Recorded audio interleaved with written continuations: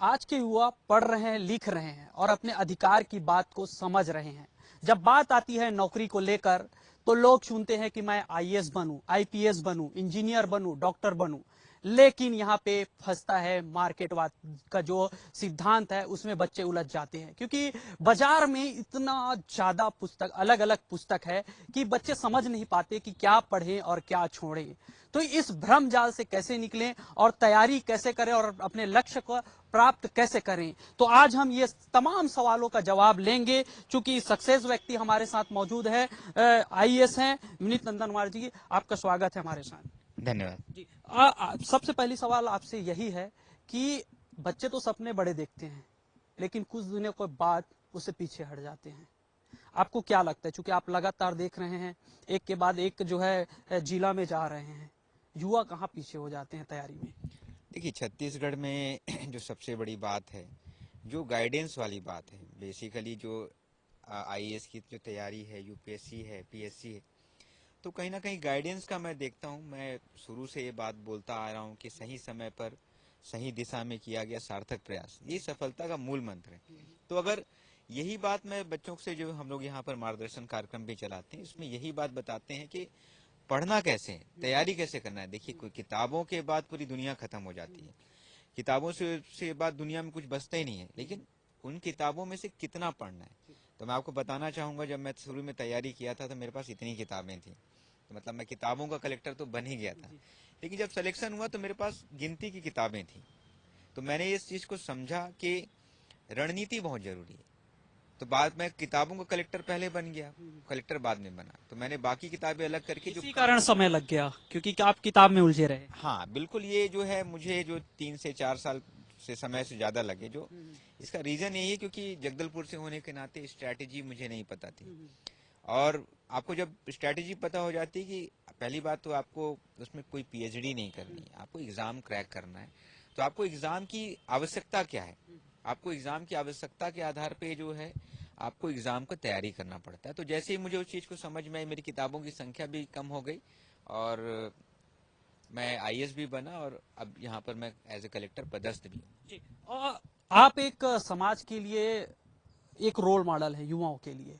ये मैं क्यों बोल रहा हूँ आपको बताता हूँ। आपसे हमारे पहले भी इंटरव्यू लिए हैं, आप बताए थे कि आप हताश नहीं हुए, शिक्षा कर्मी के इंटरव्यू दिए, परीक्षा दिए, उसमें कहीं ना कहीं नाकाम रहे, फिर आप जैसे भी आपकी रणनीति रही होगी आप कामयाब हुए और इस पद पर हैं। आजकल के युवा को देखते हैं, एक बार जो है कोशिश करते हैं, दूसरे बार में छोड़ देते हैं, नहीं हो पा रहा है, कुछ और ट्राई करते हैं। इस बीच क्या करें? मैं हमेशा से, जब भी हम लोग, मैं बच्चों के बीच में, युवाओं के बीच में जानता हूँ, तो मैं यही बताता हूँ कि भाई आपको जो है माइंडसेट बनाना पड़ेगा। मुझे भी, क्योंकि देखिए, आपको असफलता सफलता की ओर एक कदम है। ऐसा कोई व्यक्ति नहीं है, मैं मानता हूँ कि दुनिया में, जिसने असफलता नहीं देखी। और आपको पहले असफलता मिलती है, फिर ही असफलता मिलती है। आजकल थोड़ा सा ये जो है बाजारवाद और जो भौतिक दुनिया में बच्चे थोड़ा ज्यादा पड़ जाते हैं, और मेरा मानना है कि वो जो माइंडसेट वाली चीज है, कहीं ना कहीं वो कम रह जा रही है। तो मुझे भी कोई पहली बार में सफलता नहीं मिली, मुझे जो है चौथे अटेम्प्ट में सेलेक्ट सफलता मिली है। तो कहीं ना कहीं ये है कि आपको लगातार सफलता के लिए प्रयास करना पड़ेगा, अपनी कमियों को ढूंढना पड़ेगा, अपनी कमियों को दूर करना पड़ेगा, और उसके बाद सफलता, मैं नहीं मानता कि किसी सफलता नहीं मिलती है। अच्छा, असफलता में सफलता की मूल मंत्र है। बिल्कुल, असफलता के बाद ही सफलता मिलती है। ऐसा नहीं है, बहुत बहुत ही विरले लोग होते होंगे जिनको एक ही बार में सफलता मिल जाए। मैक्सिमम लोग, आप बड़े से बड़े व्यक्ति से बात कर लीजिए, बड़े से बड़े बिजनेसमैन से बात कर लीजिए, उसने असफलता का स्वाद कभी ना कभी जीवन में चखा है। तो क्या नहीं लगता कि जब कोई असफल व्यक्ति है तो अपने असफलता के कारण की समीक्षा करनी चाहिए, तभी सफलता मिलेगी? क्या ये रास्ता हो सकता है? बिल्कुल, आपको जब भी आप असफल हो रहे हैं तो कहीं ना कहीं हमें चीजों पे दोष देने से अच्छा ये है कि अपनी कमियों को दूर करना चाहिए। मैं हमेशा से, अगर मुझे मेरी सफलता का एक और बड़ा कारण मानूंगा, तो मैं अपनी कमियों को समझने लगा था, और कमियों को, मैं गलतियों को दूर करने लगा था, और दूर करने के बाद मैं उन गलतियों को दोहराता नहीं था। और देखिए, आपका धैर्य से, सबूरी से बढ़कर चीज कोई नहीं है। आप किसी भी चीज को, आप बड़े लक्ष्य को पाना चाहते हैं, तो आपको धैर्य तो रखना पड़ेगा, और अगर अगर धैर्य आप रखते हैं तो मेरा मानना है कि आप जीवन में जरूर सफल होंगे। मैं इसलिए इस बात पर चर्चा कर रहा था ताकि लोगों को पता चल सके हम किससे बात कर रहे हैं और वो कैसे ऊपर बढ़े हैं, ताकि उनके लिए ये जो है एक रास्ता बने। अब सवाल ये है कि रणनीति क्या होना चाहिए, क्योंकि बिना रणनीति के तो हम आगे बढ़ नहीं सकते, अपने जो है उद्देश्य को पा नहीं सकते। तो पढ़ाई के लिए क्या रणनीति जरूरी है, कैसे तैयारी करें? एक हम लोग यहाँ पर मार्गदर्शन कार्यक्रम भी चलाते हैं।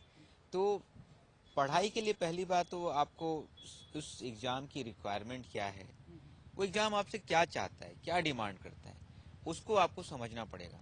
और मैं बार बार इस बात को बोलता हूँ, क्या पढ़ना है इससे ज़्यादा इम्पोर्टेंट है क्या छोड़ना है। कुछ किताबों के बाद दुनिया खत्म है। तो आप पहले तो सबसे पहले रणनीति बनाइए कि आपको क्या पढ़ना है। उसके बाद उसके लिए जो सबसे ऑथेंटिक किताबें हैं उसको देखिए आप। उसके बाद मैं एक गंभीर हम लोग इस पे लंबी चर्चा है, तो लेकिन यदि 3-3.5 घंटे मुझे लगते हैं बच्चों को बताने में, लेकिन यही बात बोलूंगा कि स्ट्रैटेजी जो सही समय सही दिशा में सार्थक प्रयास, आपका सबसे इम्पोर्टेंट है सार्थक प्रयास। मतलब आपको स्ट्रैटेजी के साथ आपको काम करके आपको पढ़ाई करना है और रणनीति आपकी बहुत जरूरी है। और हर दिन अपने गलती को देखना है, अपना असेसमेंट करना है, मूल्यांकन करना है कि मैं कहाँ गलत ठहर रहा हूँ। और एक बार अगर आप इस चीज को कर लेते हैं, और मैं ये सोचता हूँ कि हमें ये नहीं सोचना चाहिए कि मैं आज ही कर लूंगा सब कुछ। मेरा कहना यह है कि हर व्यक्ति के पास एक 24 घंटे हैं आपके पास, उसमें से आप कितना आज का दिन को मैक्सिमम यूटिलाइज करते हैं। ये मत सोचिए कि कल क्या होगा, आप आज के दिन को बेटर यूटिलाइज करिए। हर दिन एक छोटे छोटे स्टेप लीजिए, तो मुझे लगता है कि हर दिन का ये जो किया हुआ 365 दिन हो जाता है, और वो 365 दिन आपके लिए वो मिरेकल करता है और आप सक्सेसफुल के लिए बढ़ जाते हैं। अच्छा, एक सवाल ये भी है, जैसे कि मैं उसको सुनकर मेरा भी हौसला पस्त हो गया था। हालांकि मैंने कभी ट्राई नहीं किया कि मुझे आईएएस बनना है, आईपीएस बनना है। कहा जाता है कि 24 घंटे में आपको 18 घंटा पढ़ना है, तभी आप सफलता पा सकते हैं। नहीं, ये बिल्कुल मैं इस चीज को नहीं मानता हूँ। और जो लोग ऐसा बोलते हैं तो मुझे लगता है कि थोड़ा वो अतिशयोक्तिपूर्ण लगता है मुझे। अगर व्यक्ति ईमानदारी से 10 घंटे 12 घंटे या 8 से 10 से 12 घंटे वो अपने अपने रुचि के क्षमता पर। अनुसार और क्षमता के अनुसार कोई पढ़ता है, ईमानदार होना चाहिए। ये नहीं कि आप देख रहे हैं या पढ़ाई कर रहे हैं और आपका ध्यान कहीं और है मोबाइल चलाने में, तो वो नहीं। अगर आप 8 से 10 घंटे 12 घंटे अगर आप ईमानदारी से पढ़ते हैं तो मैं नहीं मानता कि कोई व्यक्ति जो है सफल नहीं होगा। मेरा ये अपना मानना है। भले, और दूसरी बात, सफलता असफलता जीवन का हिस्सा है। कंपटीशन एग्जाम में आप कई बार असफल भी होते हैं, लेकिन मेरा मानना है कि कोई व्यक्ति अगर सच्चे मन से प्रयास करे तो वो भले एक एग्जाम में असफल हो सकता है, लेकिन ये 100% गारंटी है कि जीवन में असफल नहीं होगा। तो देखिए, कहा जाता है कि बोलने वाले तो बहुत कुछ बोल जाते हैं, करके दिखाएं तो समझ में आता है। आप एक उदाहरण के तौर पर हैं, कैसे आगे बढ़े हैं ये भी जानना जरूरी है, क्योंकि लोग तर्क से ज्यादा कुतर्क करते हैं। नहीं, देखिए, एक्सक्यूजेस के लिए जो है ना आपके पास कोई वो नहीं है। Excuses will kill you. मेरा मानना ये है कि हम लोग हमेशा शिकायतें करते रहते हैं। मेरा भी कोई बहुत फैमिली बैकग्राउंड, कोई बहुत आर्थिक संपन्न जगह से नहीं रहे, लेकिन आप जितने एक्सक्यूज देंगे तो हमें हमेशा ये रखना है कि भाई हमसे भी कोई ज्यादा जो है समस्याएं देख रहा है, लेकिन फिर भी वो आईएएस बनते हैं या फिर और भी जगह सफल होते हैं।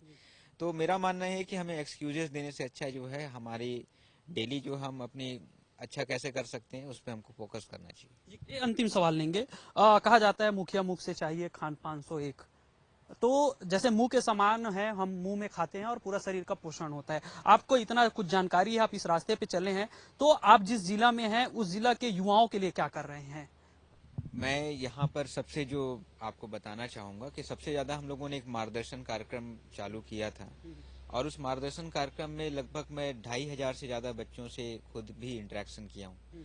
और उस कार्यक्रम में हमारा सिर्फ उद्देश्य इतना होता था, मेरा जो अपना व्यक्तिगत अनुभव रहा है, 4 साल 5 साल में सिलेक्शन हुआ मेरा, तो मैंने ये देखा कि मुझे स्ट्रेटेजी नहीं पता थी। तो मार्गदर्शन कार्यक्रम में मैं बच्चों को मोटिवेट भी करता हूँ, दूसरी बात उनको पढ़ने का तरीका बताता हूँ। तो उसमें हम लोग को एक पूरी स्ट्रेटेजी है कि एग्जाम की क्या तैयारी हो, आपको जो है एग्जाम के दिन की क्या तैयारी हो, एग्जाम के लिए आपको पर डे की क्या तैयारी हो, इस बातों पे हम लोग उस पर बहुत व्यवस्था क्या किया गया है? कुछ है उनके लिए पढ़ने लिखने के लिए कोई जगह है या तैयारियां हो रही है इसको लेकर? बिल्कुल, यहाँ पर जो है लक्ष्य कोचिंग चल रहा है, उसके लिए पीईटी पीएमटी की यहाँ पर हम लोग तैयारी करवा रहे हैं।